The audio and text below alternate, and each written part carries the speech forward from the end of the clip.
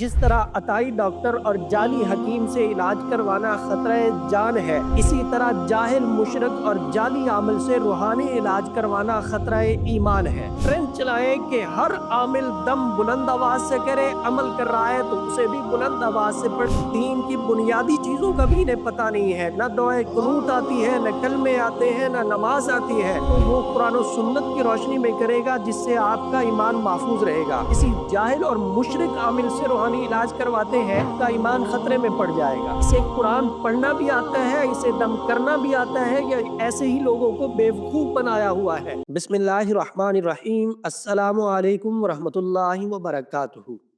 अमलियात एक तरीका इलाज है। जिस तरह तिब और मेडिकल के जरिए जिस्मानी इलाज किया जाता है, ऐसे ही अमलियात के जरिए रूहानी इलाज किया जाता है।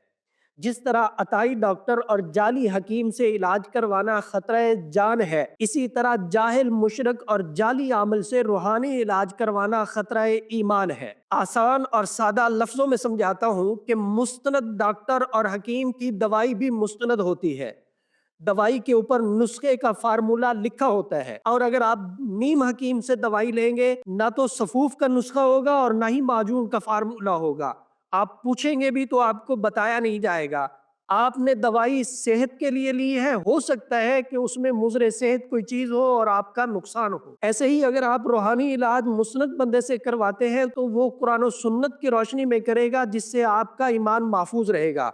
और अगर आप किसी जाहिल और मुशरिक आमिल से रूहानी इलाज करवाते हैं तो वो शयातीन से मदद मांगेगा, वो गैरुल्लाह से मदद मांगेगा, जिससे आपका ईमान खतरे में पड़ जाएगा। अगर आपको जरूरत पड़ गई है तो आप ऐसे आमिल के पास जाएं जो कुरान और सुन्नत से आपका इलाज करे। फायदा अल्लाह ने देना है, आपका ईमान महफूज रहेगा।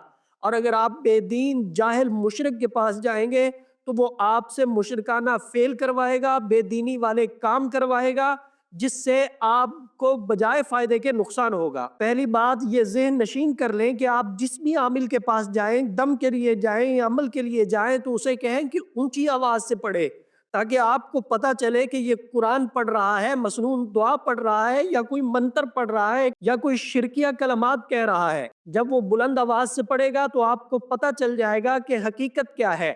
इसे कुरान पढ़ना भी आता है, इसे दम करना भी आता है, या ऐसे ही लोगों को बेवकूफ बनाया हुआ है। सोशल मीडिया पे जो बैठे हैं, आप हजरात जानते हैं, दीन की बुनियादी चीजों का भी इन्हें पता नहीं है। ना दुआए कुनूत आती है, न कलमे आते हैं, ना नमाज आती है, और बने खुद में बहुत बड़े आमिल हैं। मैं अपनी बहनों और भाइयों से ये कहूंगा कि अगर आप मेरी इस बात से मुत्तफिक हैं तो कमेंट सेक्शन में इजहार करें, और इसके बाद ट्रेंड चलाएं कि हर आमिल दम बुलंद आवाज से करे, अमल कर रहा है तो उसे भी बुलंद आवाज से पढ़े, ताकि आपको पता चले कि ये मवाहिद है या मुशरिक है, मुसलमान है या गैर मुस्लिम है, रब के कुरान से इलाज करता है या मंत्र पढ़ता है। अल्लाह हम सब का हामी और नासिर हो।